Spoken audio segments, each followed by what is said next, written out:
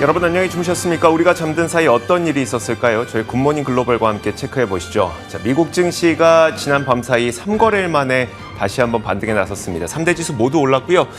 지표 보시는 것처럼 다우존스 산업지수가 1.3%, S&P 500 지수가 1.8%, 나스닥 지수는 2.6%로 강력한 반등이 나타났습니다. 사실 시장이 이렇게 반등이 나타날 만한 특별한 재료, 불확실성이 해소됐다거나 그런 재료가 나타났던 건 아니었습니다. 자, 이날 대표적인 비둘기파로 분류되는 브레이너드마저 당분간 금리 인상을 멈출 이유가 없다는 발언을 다시 한번 했거든요. 연준의 긴축 기조를 다시 재확인을 한 겁니다. 그럼에도 불구하고 시장은 반등했는데 사실 이날 장 출발할 때까지만 하더라도 시장이 반등할 만한 요인은 분명히 있었습니다. 그 이유는 바로 유가 하락이었었고요. 유가가 하락했던 이유는 사우디아라비아가 증산에 나설 수 있다고 밝힌 것이 유가 하락의 원동력으로 작용을 했습니다. 다만 장중에 유가는 다시 상승으로 반전하는 모습이 나타났는데 그럼 시장이 하락할 법도 한데 그럼에도 불구하고 시장은 오히려 장 후반에 상승 탄력을 또 높여가는 모습을 보였거든요. 결국은 이제 원유의 증산 가능성에 훨씬 더 많은 무게를 싣고 있는 분위기고 여기다 또 한 가지 더 해보자면 시장이 워낙 깊숙한 하락을 보이다 보니까 이런 그 불안 심리라든지 아니면 실적 타격에 대한 영향력 이런 것들이 시장에 많이 반영됐다는 판단하에 저가 매수가 들어왔다 이렇게 보시는 것이 훨씬 더 맞을 것 같습니다. 자, 전체적인 분위기는 어쨌든 굉장히 좋았습니다. 그렇다면 자세한 마감 분위기는 어땠을지 살펴보도록 하겠습니다. 굿모닝 글로벌 마감 시황 전체린 앵커가 전해드립니다. 네, 현지 시간 6월 2일 목요일 미국 증시 마감 시황 전해드리겠습니다. 장 초반에는 잔잔한 보합권에서 출발했던 미국 증시였고요. 장중에는 낙폭으로 진입하기도 했었지만 그래도 장중 내내 상승 탄력을 조금씩 키워나가더니 결국에는 나스닥 지수가 2.7%까지 힘을 내주는 모습, 그리고 다우지수는 400포인트 넘는 상승으로 오늘 33,000포인트 선을 다시금 뚫어내는 모습으로 진행이 되는 기분 좋은 시장이었습니다. 오늘 시장에서 가장 주목했던 이슈들 하나씩 확인해 보도록 하겠습니다. 라이얼 브레이너드 연준 부의장이 오늘 CNBC와 인터뷰를 가졌습니다. 헤드라인에서 보시다시피 인플레이션이 아직 피크를 찍었다고 예단하기에는 이르다. 그러면서 인플레이션율을 장기 목표치인 2%로 낮추기 위해서 아직까지 할 일이 많이 남았다고 강조를 했습니다. 그렇기 때문에 지금 시장에서 이미 반영하고 있는 6월, 7월 빅스텝 가맹 이후 9월 FOMC 때 금리 인상 속도를 늦춰도 될지 아직 판단하기에는 조금 이르다라는 입장인 거고요. 다른 말로 해석을 하면 9월에도 50bp 금리 인상 가능성을 배제할 수 없다라는 의미가 되겠습니다. 보통은 브레이너드 부의장이 이렇게 상당히 매파적인 스탠스를 강조하게 되면 시장도 하락하는 게 그동안의 일반적인 패턴이었는데 오늘은 오히려 인플레이션을 잡겠다는 강력한 의지를 내비쳐주자 시장에서 긍정적으로 해석되는 패턴을 보여주고 있습니다. 이 장기물 금리의 반응을 보더라도 알 수가 있는데 10년물 금리 차트를 한번 열어보겠습니다. 이 브레이너드 부의장의 인터뷰가 전해졌던 이후 오전 10시쯤 해서 순간적으로 스파이크가 튀어오르기는 했습니다. 그렇지만 이내 안정을 찾고 현재는 오히려 2bp 가까운 하락세로 진행이 되고 있는 모습 포착이 되고 있습니다. 3일인 내일 브레이너드 연준 의장의 연설 자리가 예정되어 있습니다. 여기서 부의장이 시장을 다시 한번 놀래키지는 않을까 하는 우려가 있었던 상황인데 오늘 인터뷰로 시장이 한번 예방접종을 맞았으니까 내일은 브레이너드의 연설보다는 이 고용지표에 조금 더 포커스를 맞춘 시장 흐름을 기대해 볼 수 있지 않을까 하는 바람이 있습니다. 자, 그런가 하면 오늘은 5월 ADP 고용보고서 결과가 전해지기도 했습니다. 5월의 비농업 부문 고용자가 전월 대비 12만 8천 명 증가에 그치는 모습이었습니다. 예상됐던 30만 명의 절반에도 못 미치는 굉장히 낮은 수준으로 발표가 됐는데 코로나19로부터 본격적으로 회복하기 시작한 이래 역대 최저 수치를 기록하게 된 겁니다. 과연 금리 상승과 양적 긴축이 이뤄지는 환경 속에서 이 노동 수요가 감소하고 있다라는 시그널, 즉 경기 둔화의 시그널로 우리가 해석을 해야 될지 관련된 데이터를 앞으로도 계속 주시해 볼 필요가 있을 것 같습니다. 하지만 여전히 구인 숫자가 굉장히 높은 숫자를 가리키고 있는 만큼 아직까지 시장에서는 노동시장 악화의 사인으로는 해석하지 않고 있는 모습, 오늘장에서는 일단 확인이 되고 있습니다. 자, 이런 이슈들 속에서 섹터와 종목별 반응은 어땠는지 확인해 보도록 하겠습니다. 어제와 정반대의 시장 흐름 흐름이 오늘 나타나주고 있습니다. 어제 하락장 속에서 2% 가까운 급등으로 유일하게 상승불을 켜줬던 에너지 섹터, 오늘은 유일하게 하락하고 있는데 0.3% 정도의 하락세를 기록하고 있고요. 그 밖에 10개 섹터 일제히 상승으로 진행이 되고 있습니다. 한눈에 봤을 때에는 여기 헬스케어 섹터에도 빨간불을 켜고 있는 종목들이 덜어 있습니다. 일라이릴리라든지 암젠과 같은 종목들이 2%대의 낙폭을 기록했지만 여기 아래 위치에 있는 진단기기 업체들이 강한 초록불을 켜주면서 그 하락률을 상쇄해주는 움직임을 나타내주고 있고요. 그러면서 섹터 전반적으로 봤을 때에는 0.4% 정도의 플러스권 움직임 보여주고 있습니다. 그 밖에 가장 확연한 강세가 도드라졌던 섹터들, 임의 소비재 섹터, 커뮤니케이션 섹터, 그리고 기술주 섹터, 이 빅테크 3대장 섹터가 오늘도 시장을 주도해가는 흐름이었습니다. 2% 내외의 강세권으로 진행이 됐고요. 이 종목별로도 확인을 해보겠습니다. 먼저 마이크로소프트가 개장쯤에서 한 가지 이슈가 전해졌었죠. 매출과 EPS 가이던스를 하향 조정하는 이슈가 있었습니다.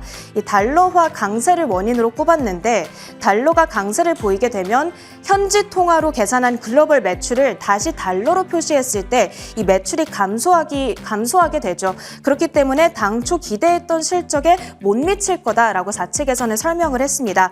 그러면서 장 초반에는 주가가 전일 대비 거의 10달러 가까운 하락으로 반응을 보이기도 했지만 장중 내내 낙폭을 조금씩 회복하더니 결국에는 0.8% 상승으로 뒤집어 놓는 모습 오늘 확인이 됐습니다.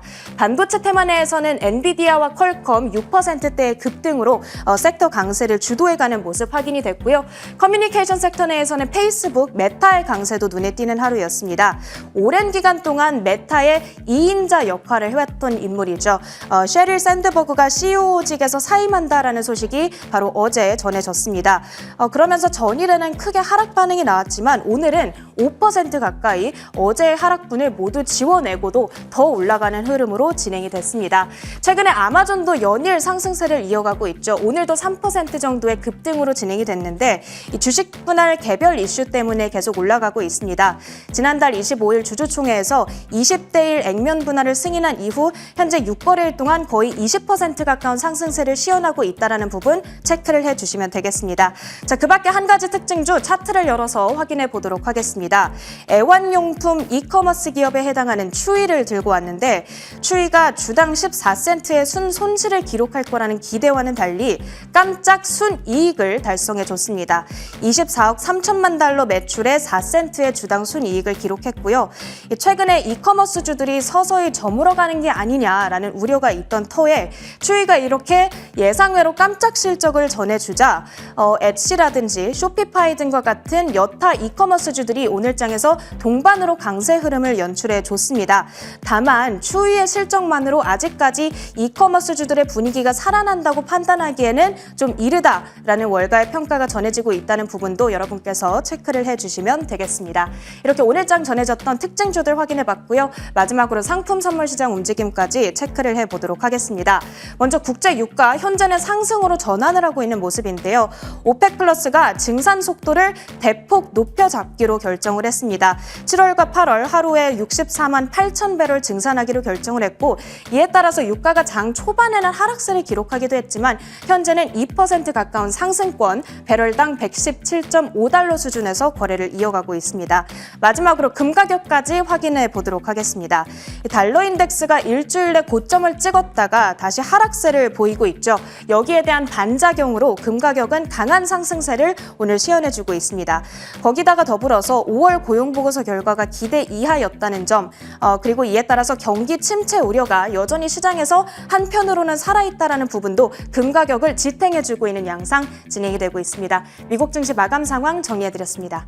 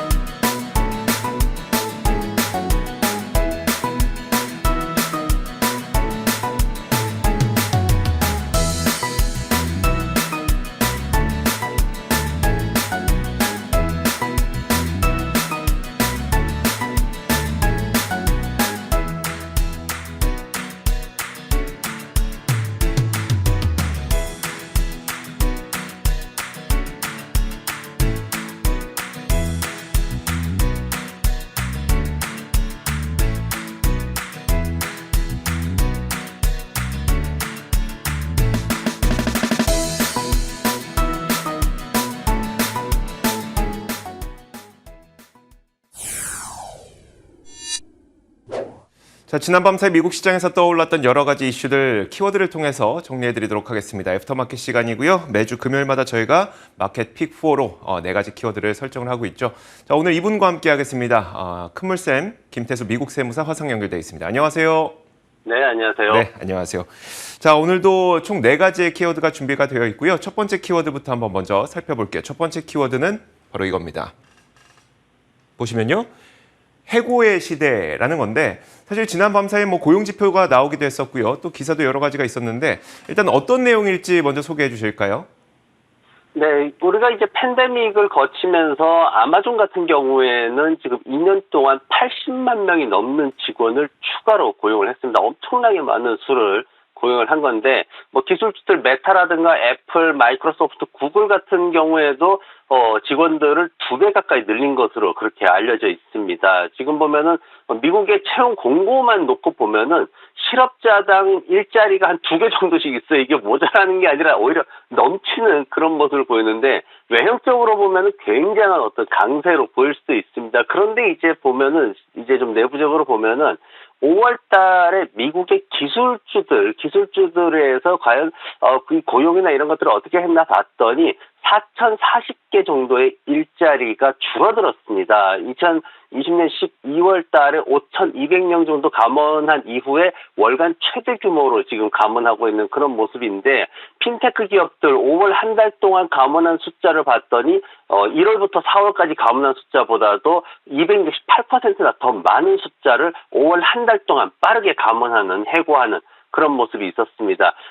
지난밤에도 이제 해고자 수 관련해서 데이터가 나왔는데 해고자 수가 예상으로 줄어들었어요. 더 늘 거라고 생각했는데 더 줄었어요. 그런데 문제가 뭐였냐면은 고용자 수 줄어든 게 더 많이 줄어들었습니다. 그래서 해고자 수도 줄었지만 고용자 수도 더 많이 줄어들면서 노동시장이 그렇게 지금 좋지 못하다. 지금 최근에 보면은 스냅이라든가 마이크로소프트 같은 회사들은 이런 임금 관련해가지고 앞으로 이제 좀 실적에 문제가 있을 것이다. 이런 예상치도 내놨고 넷플릭스라든가 메타 같은 경우에는 비용 문제가 심각하기 때문에 고용을 늦추겠다. 사람 채용하는 걸 좀 미루겠다. 이렇게까지 발표를 했습니다. 그래서 최근에 이제 미국 시장에 유행하고 있는 말이 허리케인이라는 단어가 유행하고 있는데 정말 허리케인 같은 그런 해고의 시대가 도래할 수도 있다라는 얘기들이 나오고 있습니다.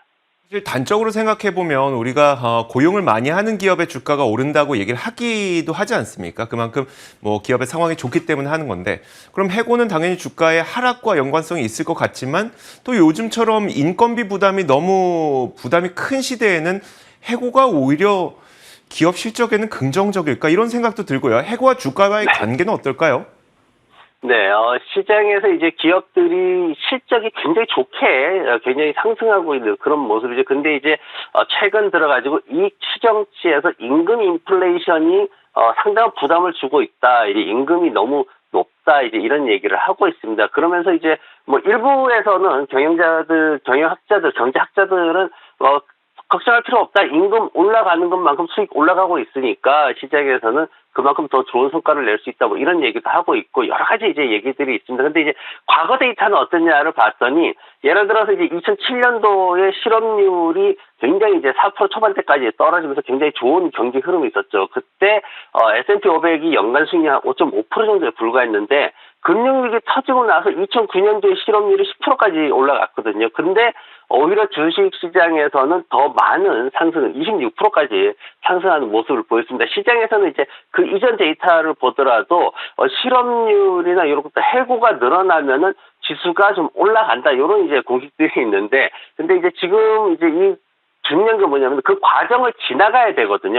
결과적으로 처음과 끝을 보면은 시장이 상승했다라고 말을 할 수는 있지만은 그 과정을 지나가는 지금과 같은 시기가 되는 거죠. 이런 시기에는 우리가 알겠지만은 다들 알고 있지만 2008년도에 굉장히 어려운 위기들이 있었거든요. 시장도 많이 하락을 했었고 그래서 지금처럼 이렇게 지나가는 과정에서는 이런 어떤 해고가 늘어나는 부분들이 주가에는 그다지 도움되지 않고 해고가 늘어난다는 건 결국은 이미 비용 문제가 산재 있고 비용 문제는 그 다음 분기 실적 발표하는 그 시점까지도 연속되기 때문에 그런 어떤 시간적인 문제들을 잘 생각해서 투자를 해야 될 것 같습니다. 네, 알겠습니다. 안 그래도 이제 금요일에 또 고용 보고서가 나올 예정이다 보니까 고용 지표도 한번 자세하게 살펴봐야 될 것 같습니다. 자, 이어서 다음 키워드 공개하겠습니다. 다음 키워드는 바로 이겁니다. 살아있는 기술주라는 키워드를 제가 한번 설정을 해봤는데 사실 올해 들어서 기술주 가운데 살아남은 기술주를 찾기란 좀 쉽지 않을 것 같은데요. 실제로 이런 가운데서도 살아남은 기술주들이 좀 있습니다. 자, 몇 가지를 소개시켜드리면 일단 월스트리트 저널의 기사를 통해서 여러분들에게 소개를 해드리겠습니다. 자, 지수 대비 선방한 기술주가 있고요. 아니면 회복력이 굉장히 뛰어나다는 것을 보여주는 기술주도 있었습니다. 그들의 공통점은 바로 기업용 클라우드 소프트웨어를 제공하는 기업이라는 점이었었는데 여전히 기업용 클라우드 컴퓨팅에 대한 강력한 수요가 살아있기 때문으로 볼 수 있습니다. 대표적인 기업들이 뭐 IBM, 휴렛패커드, 그리고 오라클 이런 기업들을 볼 수가 있는데요. 제가 먼저 표 한 가지를 보여드리겠습니다. 이 표는 올해 들어서 S&P 500 지수와 그리고 이 기업용 클라우드 소프트웨어를 제공하고 있는 IBM, 휴렛패커드의 주가를 보여주는 건데 가장 검은 선으로 보이는 게 바로 S&P 500 지수입니다. 이 S&P 500 지수가 뭐 10% 넘게 하락할 때 오히려 IBM은 올해 지수가 4% 정도 수익률을 보여주고 있고요. 휴렛패커드의 경우에는 뭐 이날 실적과 함께 좀 하락하긴 했습니다만 결국 5% 정도 하락했으니까 시장 대비 상당히 선방했던 것을 보여줄 수가 있습니다. 또 한 가지 표를 보여줄 텐데요. 자, 5월 저점 대비 이런 클라우드 기업들이 지수 대비 얼마나 많이 올라왔는지를 보여주는 건데 마찬가지로 검은색 선은 S&P 500 지수입니다. 그리고 나머지 두 개의 선이 오라클과 세일즈포스입니다. 자, 분홍색 선이 오라클이고요. 세일즈포스가 이 노란색 선인데 이 기업들 모두 S&P 500 지수보다 그래도 회복력이 빠르다는 것을 보여주고 있습니다. 시장 대비 좋거나 아니면 시장보다 회복력이 빠른 것을 보여주고 있는 게 바로 기업용 클라우드 소프트웨어 기업들인데 실적으로 보더라도 그렇습니다. HP의 경우에는 전체 실적은 차치하더라도 온라인 소프트웨어 주문이 거의 2배가량 증가를 했고요. 또 오라클의 경우에는 지난 3월 클라우드 분야 매출이 2자릿수 증가세를 보였습니다. 그러다 보니까 컨설팅 기업인 이곤 젠더에 따르면 기업용 IT 시장은 소비자 기술 시장에 비해서 덜 변덕스럽다면서 2000년 IT 버블 당시에도 소비자 기술주들은 폭락했지만 기업용 기술 시장은 투자자들이 계속해서 자금을 쏟아부었다 이렇게 평가를 내리기도 했습니다. 물론 제가 오늘 기사에선 소개는 안 했지만 아마존이 물론 다른 이슈도 있습니다. 뭐 주식 분할 이슈도 있고 어쨌든 아마존도 AWS라는 굉장히 커다란 그 소프트웨어를 또 제공하는 그런 기업 아니겠습니까? 6거래일 연속 상승하고 있는데 기업용 클라우드 소프트웨어 시장은 또 살아있는 게 아닐까 싶기도 하고요. 여기서 얻을 수 있는 어떤 투자 힌트가 있을까요? 클라우드 서비스를 보면은 시장이 엄청나게 성장을 잘하고 있습니다. 2020년도에 3,100억 달러 수준에서 2022년도에는 4,800억 달러 엄청나게 성장을 하고 있죠. 60%씩 막 성장하는 그런 상황인데 그런데 이제 우리가 좀 봐야 될 게 뭐냐면은 클라우드 산업이 이제 올해 들어가지고 어떤 모습을 보였냐 하면은 사실 시장보다 이제 클라우드 관련된 주가가 그다지 좋지 못한 그런 모습을 보였어요. 그리고 시장의 내부적으로 보면은 아마존, 구글, 마이크로소프트가 전체 시장의 65%를 차지하고 있습니다. 그리고 그 세 종목 빼고 나머지 상위 10개 기업이 21%를 차지하고 있고요. 나머지 14% 시장이 이제 중소형주들을 차지하고 있는데 제가 이제 클라우드 서비스를 이해하기 쉽게 말씀드릴 때 이런 설명을 드려요.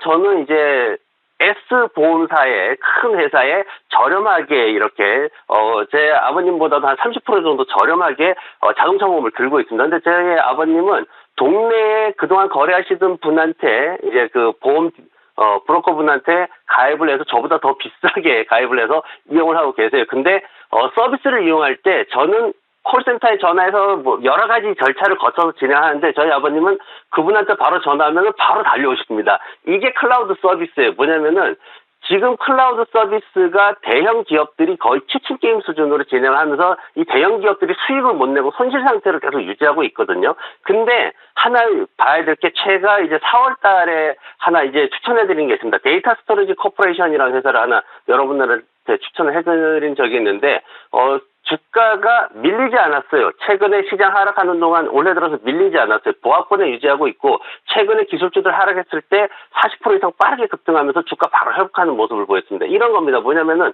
지역에서 바로 서비스 이용할 수 있는 편리성을 가지고 있는 중소형 데이터 클라우드 서비스 기업들은 성장성이 굉장히 빠르게 나타나고 있으면서 주가가 크게 하락하지 않고 있는 모습인데 대형주들에 대해서 클라우드 서비스를 이용하려고 한다면은 이 대형 기업들이 치킨 게임 마치고 어떻게 수익성을 확보할 수 있느냐. 지난해 구글이 30억 달러 적자 봤거든요. 클라우드 서비스에서만. 그래서 이런 부분들을 정확히 확인하고 들어가시면은 뭐 수익의 어떤 기회들이 남겠지만은 그렇지 않다면은 대형 클라우드 서비스 기업들에 대해서 당장 어떤 수익이 개선된다거나 크게 성장할 수 있다라거나 이런 측면에서는 조금 어려운 부분이 있지 않을까 생각이 듭니다.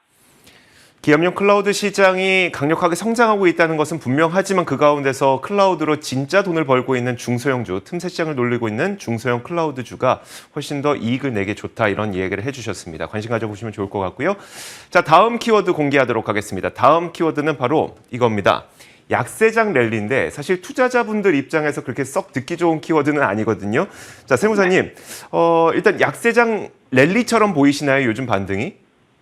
지금 이제 모두가 얘기하는 게 이제 약세장 랠리라는 거죠. 왜냐면은 지금 어떤 그 흘러오는 그 흐름을 보면은 시장이 계속 하락하다가 이제 백화점을 비롯해서 소매주들이 좀 강세를 보였죠. 그러다가 시장에서는 9월 달에 금리 인상이 일시적으로 중단될 수도 있다라는 그런 루머가 좀 돌았습니다. 그러다 이제 기술주들에 대해서 이거 너무 과하게 매도가 됐다. 과매도 구간이다. 그러면서 이제 저가 매수세 유입이 됐고요. 그러면서 이제 추라든가 뭐 여러 가지 이제 실적이 좀 나오면서 동반해가지고 뭐 에트치나 여러 그 소매주들, 온라인 소매주들이죠. 이런 주식들이 오늘 좀 지난밤에 상승세를 보였고, 약세장 랠리에 편승해서 대형주들에 대해서도 매수세가 조금씩 들어오면서 또 생주식들도 올라가는 그런 모습들도 보이고, 어쨌든 시장이 지금 나스닥이 20% 이상 하락을 해 있는 상황이고, S&P도 13% 이상 지금 그나마 좀 반등을 해서 13% 정도 하락을 해 있는 상황이기 때문에 지금 현재는 어쨌든 약세장이다라고 다들 이제 얘기를 하고 있죠. 그런 상황에 이제